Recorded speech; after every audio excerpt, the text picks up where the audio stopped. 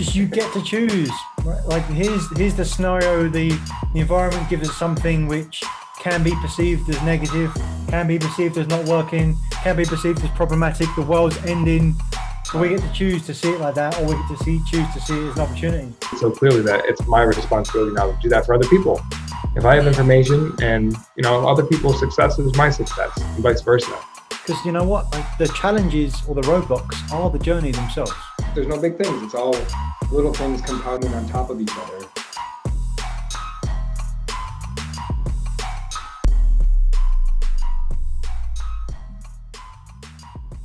Welcome to another edition of True Seekers. Coach Nick Davies, myself, Coach Josh Greco. Coach, there will be a little lag time before this episode goes out, but I have a huge celebration to share with you today. Tell me. So we've done our share of alcohol challenges over the past couple of years, going a month here, month there. Today, I am 365 days without a sip of alcohol, 1 year sober. I've been following you through this, of course, and congratulations, great work, fantastic. And you just said, should we talk about the alcohol challenge? And my thought was, well, is it even a challenge anymore? But I'd love to hear, because this is fascinating to me.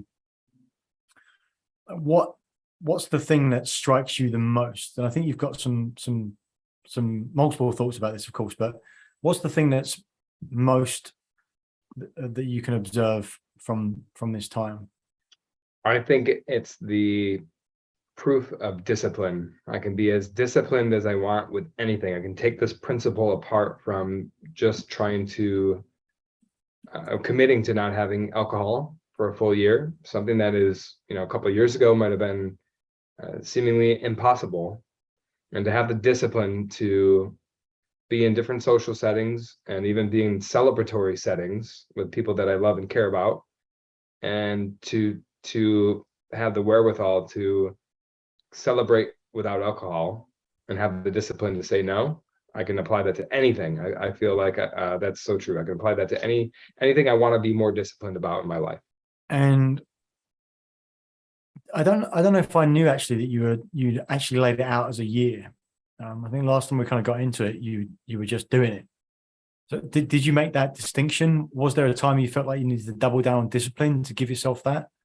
That's a good question. I think around the 3 or 4 month mark, I was like, okay, what is this? Am I just going to go month to month? Is there a time where, is there going to be a celebration experience or a social setting that comes up where it's just like, okay, this is unavoidable. I'm going to drink. And I think for me, it was just about, let's do it. A year is a long-term period in some sense, but it's also a short-term period in another sense, depending on how you look at it. Yeah.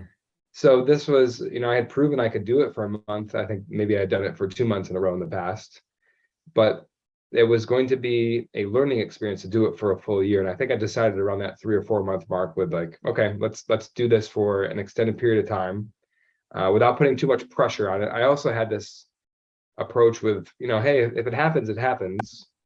But I'm going to, it got stronger as it went, I'd say, is the answer to your question. The longer that I went and the closer to a year that I got, the more committed I was to not drinking until the year mark. So then, as we are today, is it going to be stronger tomorrow than it was today because it's now longer still? Or because we went past that year mark, does it feel different? Yeah, so I shared this with my hockey team just last night. So I captained a nice hockey team, and we're in the locker room.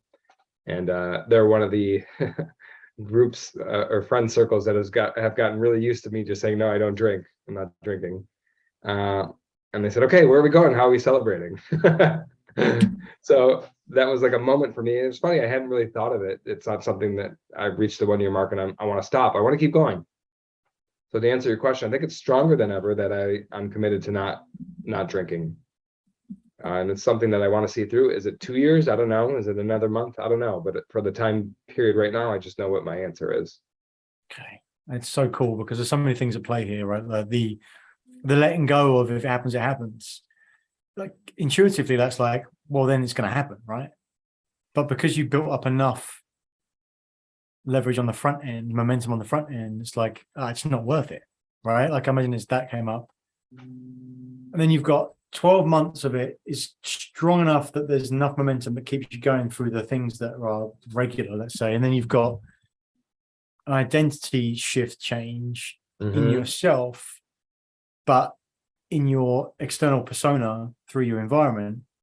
Now, your environment in that example doesn't expect you to drink either. So even if you're like, yeah, we won the game, we won the championship, beer me, that wasn't an expectation from the team, or at least not as strong, or from everyone, or something. It's not the same. That's fascinating. That's fascinating to me. Yeah. I'd love to go ahead. Sorry. A quick comment about the environment. And we preface this a lot, right? You want to change something, change your environment. I think it's interesting because I didn't change my environment, but I changed the way that I'm perceived in that environment. Right. So that's maybe not something that we've practiced a lot or talked a lot about on True Seekers, simple secrets of the successful principles that we can apply. I'd always, I'm a big proponent of changing your environment, right? You want to, you're surround yourself with people who are going to influence you and lift you up. Not that my hockey team wasn't doing that, but I've changed the perception that they had of me, and within that environment, I didn't have to change my environment. Well, I guess you can change two things, right? You can change your perception, and then you can physically change the environment. So your blueprint for your expectations or your life conditions. You focus on changing the blueprint enough, that impacts your external, which in turn can impact your environment. Like, meaning, like, it's the same place, but the weather's different. Yes. So what? So you'd be like, okay, I like the snow. I like the snow. I like the snow. Well, we're gonna get from me snow, and then the environment's like, well, all right, snow. Before there was like, rain. Any moments that stick out to you that were like, wow, that I was really pleased that I didn't drink that time, or any particular challenging examples of when you were close to drinking? Yeah, so there was these social settings where it was much more acceptable and even promoted to drink, to where I was still out late at night. And so I would wake up the next morning not getting the normal sleep that I would treasure or want. And I noticed during those next days, my recovery would be much more quick, much quicker, right? Yeah. So the body's having to go through less rigor. Like, there's less poison rifling through it when there's no alcohol going through it. So even, on a single day period, that was noticeable to me, and something I've grown accustomed to. Like, that's my new normal now, is that, I'm not experiencing that. And even if I don't get enough sleep in a single night, I can pretty well make that up the following night and just be back on schedule, be back to normal. Yeah. You got more metabolic flexibility, right? I talk about that when it comes to eating as well, eating the right proteins and fats to give yourself, and fasting, so you're out of that necessity to burn sugar, so your body can use the resources it has. Same thing, right? You're not putting alcohol in, so you've got more flexibility to win. It's fascinating, Coach. What else might you share? Because I read this book once, or followed this guy who wrote a book called 1 Year No Beer. And I thought, like, his approach was good, because it wasn't a person that was an alcoholic that decided that needed to stop drinking. It's just a person that decided that they want their best selves to be drinking, right? Which is what we're talking about here. And he said the journey he went on was like experiment, and he was much better in his life. And then he wrote a book about it, right? Like I just mentioned. And he had a party at his house to celebrate the book opening or launching. And he said he remembers people, including his parents, coming up to that and opening the door to them, and him handing him bottles of champagne or alcohol. Now the irony, of the how embedded, and actually he was an English guy, so maybe even more so than America, but the how embedded drinking is to the culture, that the celebration of a book about not drinking is attempted to be celebrated with alcohol. It's just it's mind-boggling in a way to not even think about that as being appropriate for that moment. Yeah, it's super intriguing. Where do you go from this, Coach? What what other nuggets you've got to share on it? And like, is it now a case of like, it's not a competition, it's not a challenge anymore, it's just like tomorrow's gonna be tomorrow? Like, what? Yeah. Is that who you are? Well, I think about what you just said, that this is good to reflect on about how rare it is. We as coaches, we see ourselves as rare people who set the standard. Like we have such a high standard of achievement and success and fulfillment for ourselves and for our clients. Yeah. This is just another version of that, right? It's a really unusual place to be. In a given room, I could be the only person that's not drinking, but that's the standard. And hey, maybe that's foreign and crazy and doesn't sit well with a certain percentage of those people. That's part of what holding that standard is all about.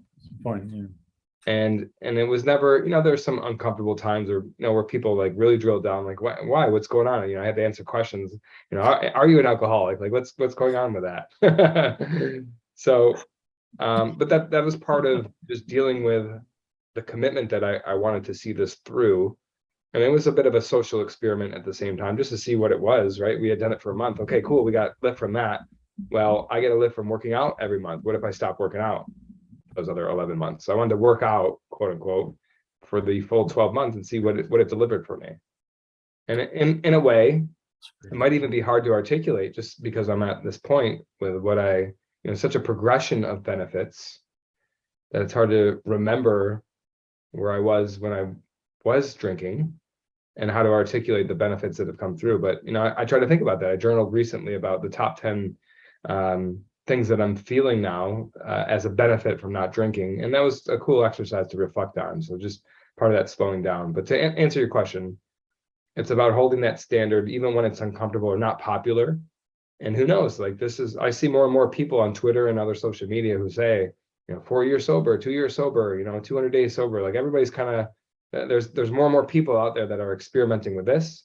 And this is just one version of it, right? There's other, maybe drugs or bad habits or things that people want to cut out from their life, that they're holding the standard for themselves. So I'm a part of that community. And I think it's the takeaway is that if you really want it, set the intention and follow through no matter what other people are saying. Yeah, that's pretty cool, Coach. I like the example for working out, right? If I did a month of workouts, that's going to feel pretty good. What if I did 12 months of workouts? Well, that's so obvious to me. Like you'll get exponentially more benefit. But what if I answer that question when it comes to drinking? That doesn't seem quite the same. So, like, do the benefits fall off, right? Well, what with working out, do the benefits fall off? Well, you get to a point where it's just normalized, right? If you stopped working out, then you know about it pretty soon, because you wouldn't feel as good. You'd slow down. You'd probably put weight on. And so it's obvious, right? But like it's a never-ending journey. It's like that's it. So, where is your identity right now? Are you I haven't drunk for a year, or I'm on 365 days, or the last time I had a drink was then, or I had my last drink then, or I'm not a drinker. Like there's a lot of different variations for that. Where do you put your identity right now? Yeah, the knee-jerk one that comes to me top of mind is I am not a drinker right now. That's what it feels like. That's definitely the highest standard, right? Yeah, that's why you go there. Yeah. Okay. Awesome. So cool. All right. Well, then flip it on its head. It sounds like a moot point, but I want to go there just to make sure we cover it off. Like, what have you lost or lost out on or not gained? Yeah, great question. There's a bit of especially in the athletic world, of the camaraderie of just partaking, right? Just being with the boys and drinking, whether that's celebratory or not. It's you're in the trenches with them. You work hard for a common goal, right? Winning a game, winning a hockey game, whatever that might be, and like it's a way to like to bond even closer by partaking. So that might be, I had to get creative with ways to do that without drinking, but that would be the biggest, most noticeable thing, is the perception of, also, a couple of the hockey teams that I'm on, I'm the captain of the team. So it's also like, I set the standard. I do that for the team. So there's also a responsibility or an attachment that comes along with that. So there were times where I'd buy the beer for people, be there in the locker room and be ready, but I wasn't partaking in it. So it's still fulfilling my captain duties without partaking. What, I don't know how you can measure this, but like my bet is that a not as insignificant amount of like the reason why you guys just won a big championship could be put to this, right? Yeah. Because of the position that you're in the team, because of it's another way of holding the standard, right? It's like, that there's different levels of leadership, and a most exponential level, I believe, is leading when you're not there. What would Captain Josh do? Like, what would, I don't know. They talk about you, but like when you start to create that, then you got like this trickle down effect, which winning championships is built on those 1% stuff, right? So right, very cool. Yeah, and who knows? There may be some ripple effects into there where we had games, and maybe somebody felt, I don't know if inspired is the right word, but just moved to, okay, the night before a game, I'm not going to drink. Josh doesn't drink, he didn't drink. Maybe there was some of that influence there. I think there has to be, right? Just for it to be present in people's lives and for them to notice it, there has to be some sort of residual effects from that. So that could be just one hypothetical example there. Absolutely. And you stack all those together across the team or multiple teams, like they add up. Right. Sure. And vice versa as well, right? Like, I'll just have a couple of beers before the game, take a couple of beers. Right. But maybe you're 5% down, 10% down. Right? You missed that winning shot, like, or like that. It's the difference that makes the difference. Exactly. Yeah, it's hard to draw that, right? Unless you're living in a parallel universe to where you're drinking in one and not the other to compare. Well, you can't do that. But I'm getting results, right? We're winning. We won that championship that you mentioned. So something's working. That's part of the formula, but something's working.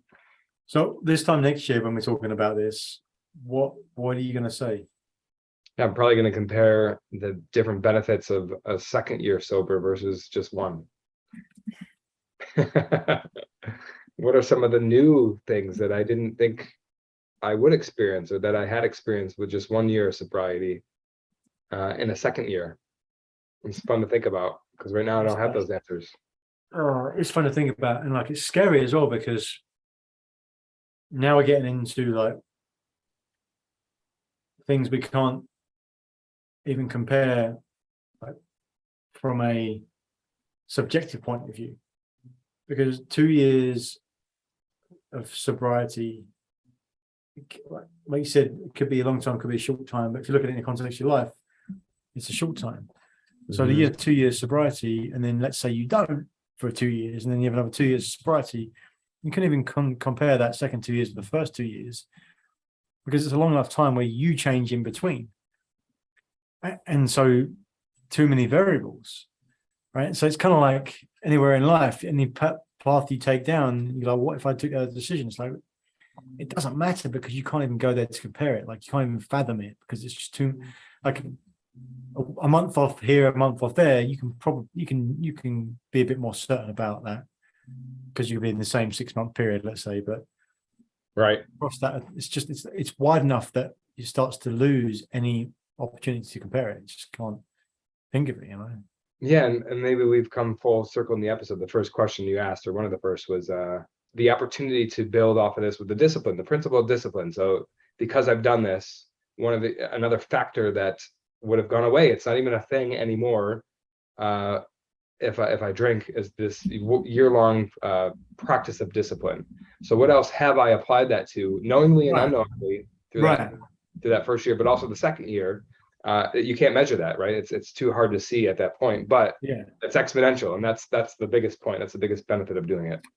Yeah, and that's what screws my mind up as well, right? Because I'm thinking about that. You say it's exponential, too many different variables, too many different directions. I don't know where you've been in that place where you had that discipline that you didn't expect to have, that you got higher, that you wouldn't have had otherwise, that you applied, that either you saw or you didn't saw, but either way you knew or didn't know that it was related to not drinking.